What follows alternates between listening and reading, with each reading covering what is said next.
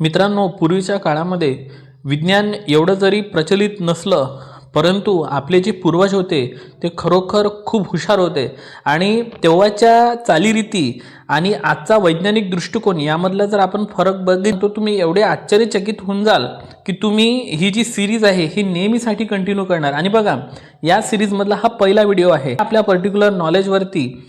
ज्या जुन्या चालीरीती होत्या, आपले सण उत्सव आपण साजरे का करतो, तिळगुळच का वाटला जाते, ठीक आहे, दसरा का साजरा करतो, दिवाळी का साजरी करतो, आपल्या घराबाहेर तुळस का लावलं जाते, ठीक आहे, घराच्या प्रवेशद्वाराला तोरणं का लावली जात होती, हळद कुकू टाकून पूजा का केली जात होती, मांडी घालूनच आपण जेवण का करतो, पूर्वी नदीमध्ये नाणे का फेकले जाते, यासारखे सर्वच्या सर्व ज्या जुन्या गोष्टी होत्या ज्याला आपण एक चालीरीती किंवा एक परंपरा असं नाव दिलेलं होतं, त्याचा वैज्ञानिक दृष्टिकोन काय होता तो आपल्याला पाहायचा आहे। ठीक आहे, तर काही चालीरीती ह्या तुम्हाला माहीत आहे की ह्या वाईट पण होत्या, जसं की बळी वगैरे देणं, परंतु काही ज्या आपल्या चालीरीती आहे भरपूर साऱ्या ह्या एवढ्या इम्पॉर्टंट होत्या की त्या वैज्ञानिक दृष्टिकोन आपली आणि आपल्या आरोग्यासाठी त्या किती इम्पॉर्टंट होत्या ह्या तुम्हाला इथं या लेक्चरमधून दिसणार आहे। तर पहिलं लेक्चर मी घेऊन आलेलो आहे की तोरण, कारण सुरुवात ही तोरणापासून होत असते। तर बघा, आपले जे पूर्वज होते तेव्हापासून चालत आलेली परंपरा आजही सुरू आहे।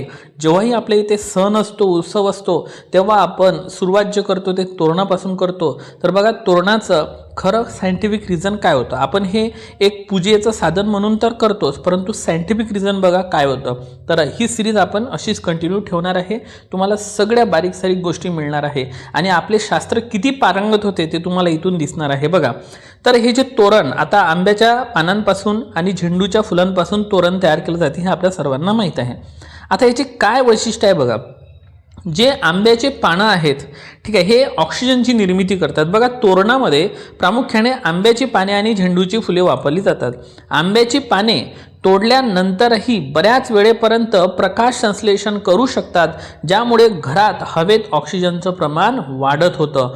ठीक आहे, त्यानंतर दुसरा महत्त्वाचा पॉईंट म्हणजे जंतुनाशक आणि कीटकनाशकाचं काम करत होते। जसं आंब्याच्या पानांमध्ये आणि झेंडूच्या फुलांमध्ये नैसर्गिक जंतुनाशक गुणधर्म असतात आणि ते हवेतील सूक्ष्म जीवाणू, बॅक्टेरिया आणि डास किडांना घराच्या आत येण्यापासून काय करत होते, रोखतात।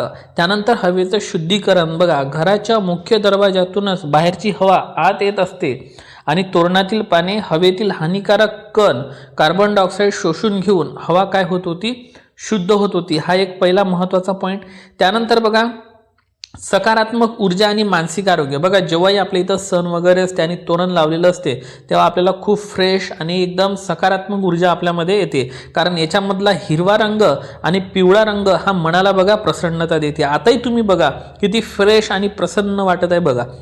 ठीक आहे, हे तोरण पाहिल्याने मानसिक ताण पण कमी होतो आणि सकारात्मक भावना निर्माण होते। बघा, नुसतं आपण तोरण नव्हतं लावत, तर बघा आपण सर्व गोष्टी मॅनेज करत होतो आपले पूर्वज। बघा, एक नैसर्गिक एअर फ्रेशनर, झेंडूची फुले आणि आंब्याच्या पानांचा सौम्य जो सुगंध येतो तो घरातील वातावरण ताजेतवाने ठेवतो, ज्यामुळे कृत्रिम जे केमिकल आहे, जे आता आपण रूम फ्रेशनर वापरतो तेव्हा त्या काळात त्याची गरज पडत नव्हती, लक्षात असू द्या।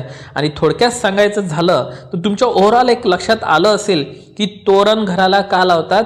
थोडक्यात सांगायचं जर झालं तर पूर्वजांनी ही पद्धत केवळ अंधश्रद्धा आणि सजावट म्हणून सुरू केली नव्हती, तर त्यामागे घराचे आरोग्य आणि पर्यावरण सुरक्षित ठेवण्याचा तो एक उत्तम असा वैज्ञानिक काय होता, दृष्टिकोन होता। 3 ते 4 मिनिटांमध्ये तुम्हाला सगळे पॉईंट्स कव्हर करून देत जाणार, पण आपल्या पूर्वजांच्या ज्या जुन्या चालीरीती होत्या आणि त्यांचा वैज्ञानिक दृष्टिकोन काय आहे हा तुम्हाला कळेल। आता नेक्स्ट व्हिडिओ आपण असा घेऊन येऊ की ज्यामध्ये आपण बघा की आपण जेवण करताना मांडी घालून बसत होतो, आता बफे सिस्टीम वगैरे सुरू झालेली आहे, तर त्याच्यामध्ये आपण उभ्यानंच जेवतो, त्याच्यातला काय फरक आहे आणि पूर्वज आपल्याला हे का सांगत होते की मांडी घालून जेवण कर, त्याच्या मागचं रिझन, त्याच्या मागे काय उद्देश होता, ही गोष्ट तुम्हाला पुढच्या व्हिडिओमध्ये सांगणार आहे। हा उपक्रम तुम्हाला आवडला असेल तर आपल्या व्हिडिओला लाईक करा, चॅनलला सबस्क्राईब करा। Thank you so much.